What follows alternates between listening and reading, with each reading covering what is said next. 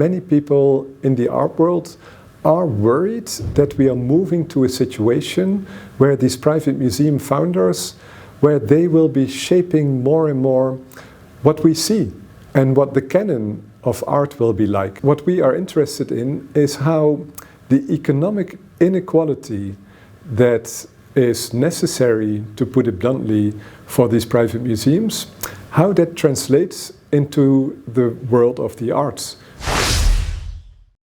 We study the rise of private museums basically worldwide, and private museums are museums which are founded by individual people. Usually they are art collectors, and they put together these big art collections, and at one point they think, I want to open that up to the public. So they are private in the sense that they are founded by private people, they are financed by private people, and we want to know what the impact of these private museums is on the arts, on art worlds, on the art that we as citizens see. We can see that currently there are 446 museums, private museums, open worldwide. What we can also see is that they are very unequally distributed. Europe is by far the region with the largest number of private museums. So around 50% of the museums, of the private museums that we have observed, they are in Europe. On the contrary, we have very few museums, for example, located in Africa or in Latin America. These private museums are quite fragile institutions. And when I say fragile, I mean that they are opening in big numbers, but they are actually also closing in quite large numbers.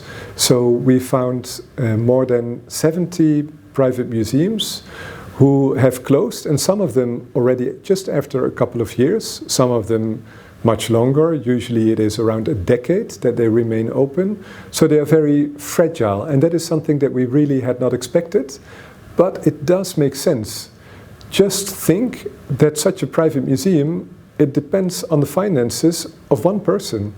It could well be that of all the private museums that have opened in the last couple of decades, in the long run, actually not that many will survive. One other thing we can see is that men are founding much more museums than women. We also see a lot of couples founding museums, especially in recent years. The number of couples has increased, but men overall found more than half of museums. So museums founded by women, so by single women, they make up only around 16% of the museums in our database.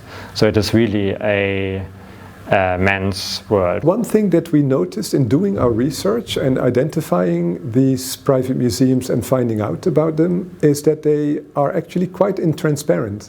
For us, it was very difficult to exactly find out how they are financed, what kind of tax benefits the founders have, how the museum is exactly organized, so who is in charge, who controls what.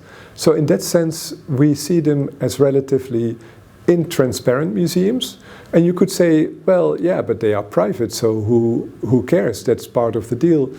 We would say, especially if they do get tax benefits, so if taxpayers' money is somehow indirectly involved, then it is also important that they are more transparent than they are now.